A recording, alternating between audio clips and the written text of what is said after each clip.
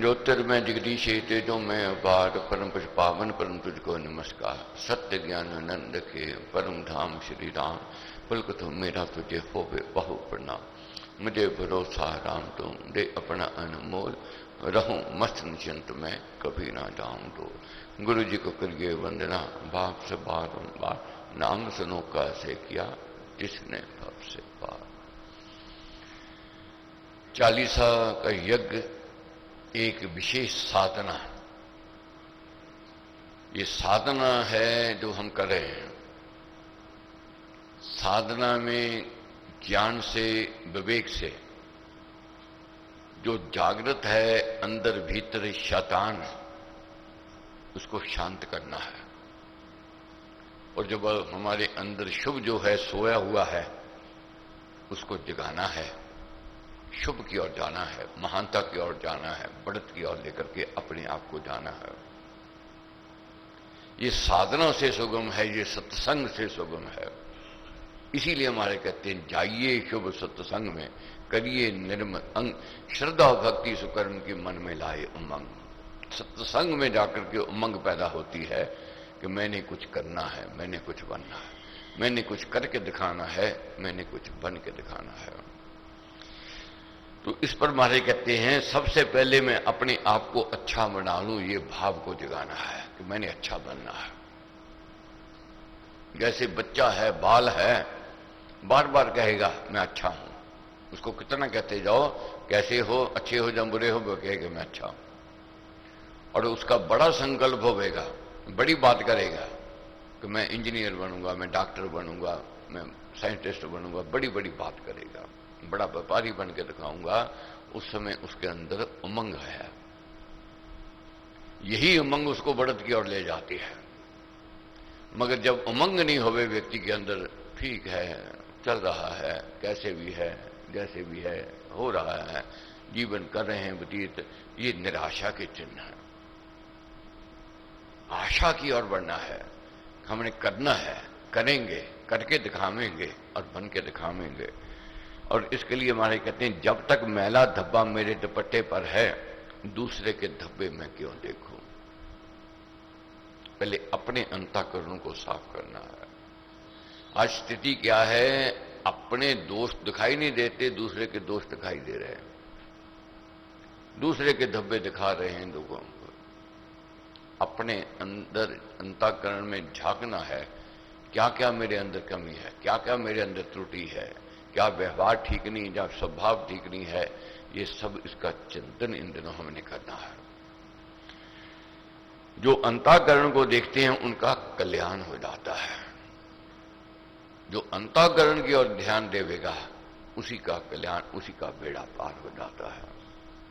तो चालीसा के यज्ञ में हमने अंतर देखना है, अंदर झांकना है, अंतःकरण को शुद्ध करना है, पवित्र करना है। त्रुटियां हैं, कमियां हैं, छुपी हुई हैं, इनको निकालना है धीरे धीरे। ये ज्ञान से, ये विवेक से, ये सत्संगति से, ये उत्तम संग से ही सुगम है। पाप ताप उनके दूर हो जाते हैं जो अपने अंतःकरण की ओर ध्यान देते हैं। जब तक बुराई को प्राणी बुराई नहीं समझेगा, बुराई नहीं छूटेगी। किसी को जबरदस्ती को जो छोड़ दे, नहीं छोड़ेगा। जहां एकांत होवेगा वहां वह बुराई की ओर जावेगा, जहां कोई देखने वाला नहीं होवेगा वह बुराई की ओर जावेगा। इसलिए अपने अंतःकरण को निर्मल करना है, शुद्ध करना है, पवित्र करना है और चरित्र निर्माण करना बड़ी ऊंची बात है। तो महाराज ने जो हमें ज्ञान दिया, इन दिनों हमने उसका अध्ययन किया। ये नहीं है कि जो अध्ययन किया यहीं छोड़ जावें, इसको साथ लेकर के जाना है और इसका नित्य प्रतिदिन मनन करना है, चिंतन करना है। एक एक जो भी सब्जेक्ट जिस पर हमने चिंतन किया उसको दोहराना है बार बार। जैसे विद्यार्थी रट्टा लगाता है, गोटा लगावेगा और कहते हैं गोटा लगाना नहीं चाहिए, रट्टा लगाना नहीं चाहिए। आप देखो वो काम आता है, 1 2 3 4 5 जो पहाड़े पड़े हुए हैं, या 2 दूनी 4 4 4 दूनी 8 जो सब पड़े हुए हैं, का ABCD, रट्टे से अंतःकरण में ये स्थान कर गए हैं, छप गए हैं। और ऐसे छप गए हैं, जब भी इसको याद करते हैं वे अपने आप लड़ीवार निकलने शुरू हो जाते हैं।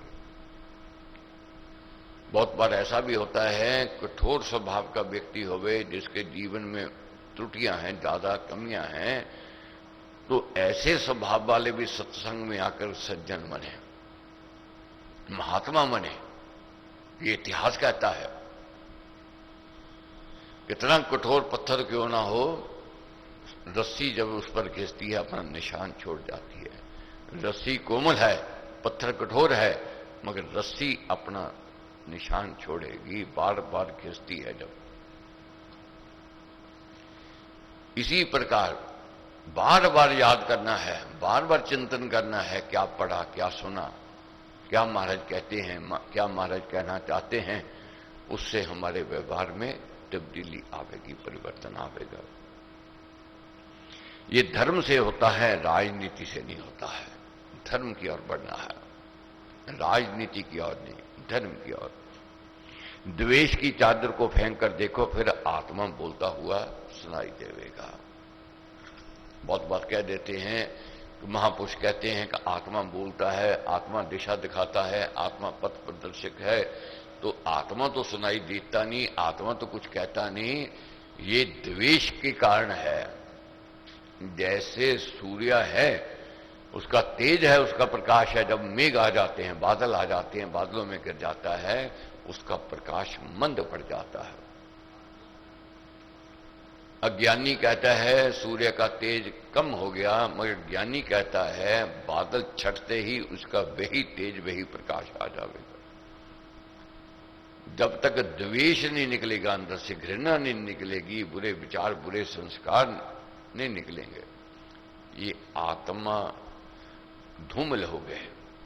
जैसे बादलों में सूर्य का तेज मंद पड़ गया।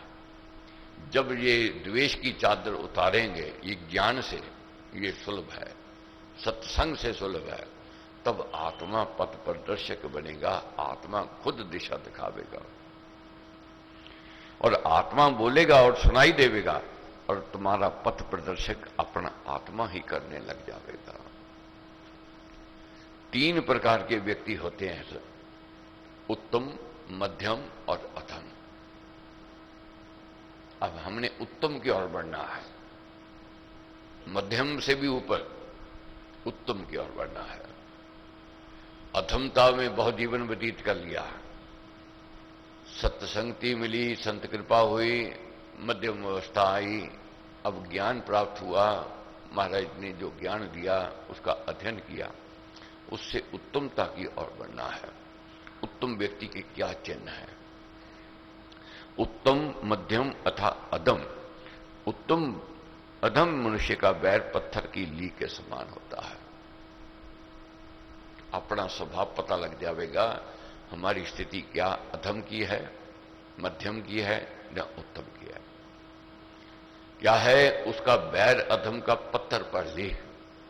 किसी से मन मुटाव हो गया, शत्रुता कटुता हो गई, बैर हो गया, पुश्तों पुश्तों तक चलता है।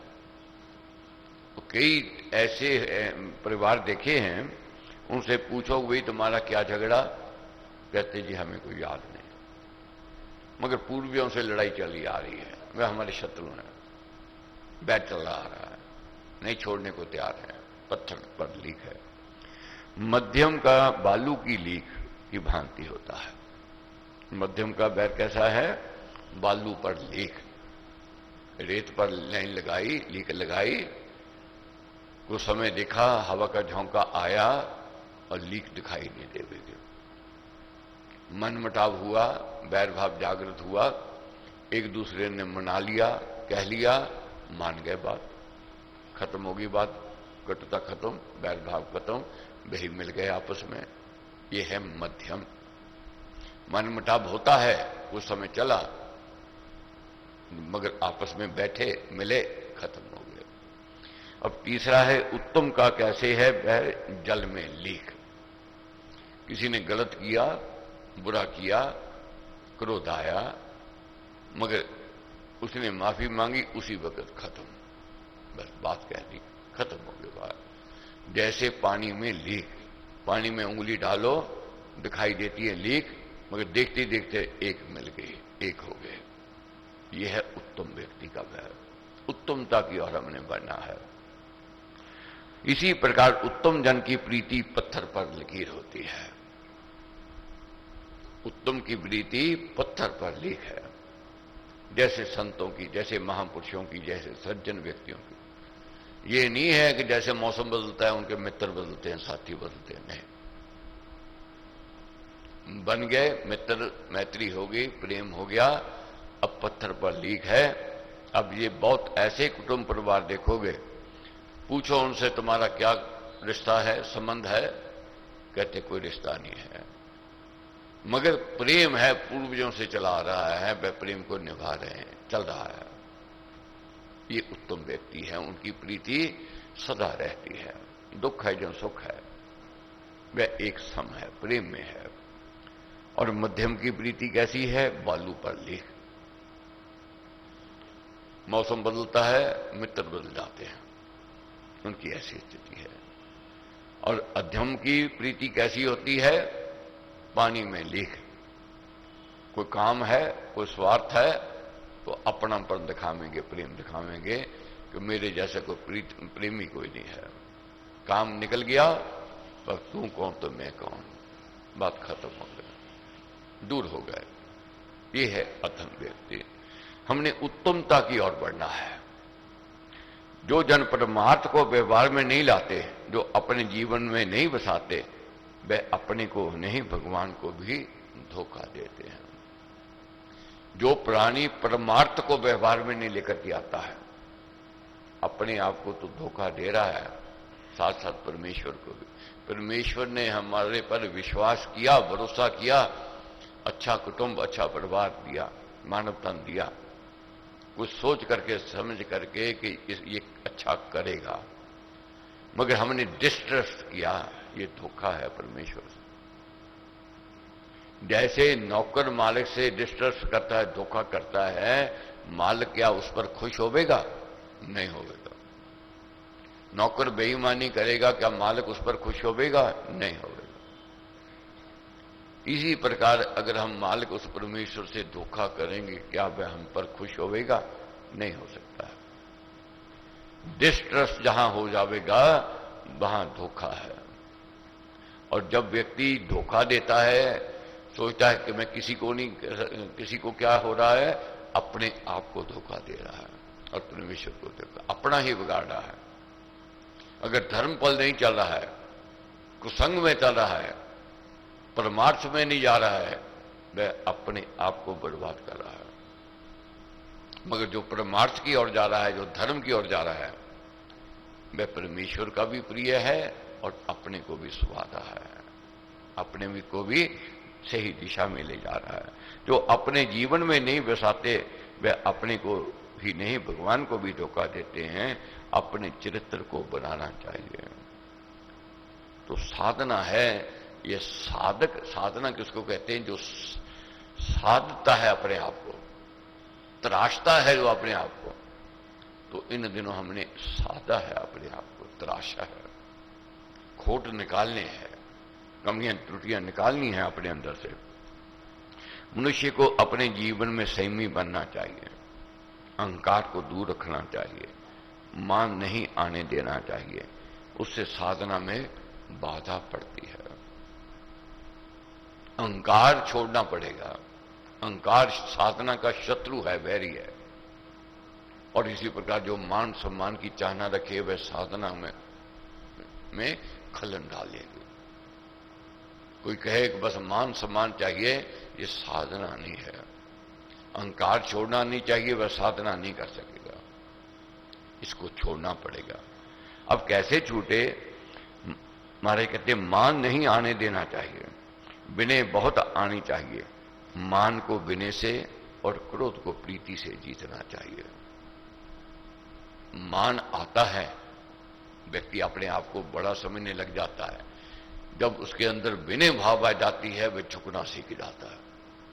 विनीता जब आ जाती है, वह झुकना सीख जाएगा। इसीलिए मांगते हैं कि हाथ जोड़ मांगू हरे, सेवा कृपा प्यार, विनय नम्रता दान दे देना सब कुछ बार। दीन दास हूं द्वार का, सेवा देकर दान, सेवा सदन मनाइए मुझको है भगवान। सेवा ही विनीता लेकर के आवेगी, सेवा ही नम्रता लेकर के आवेगी, सेवा ही झुकना सिखावेगी।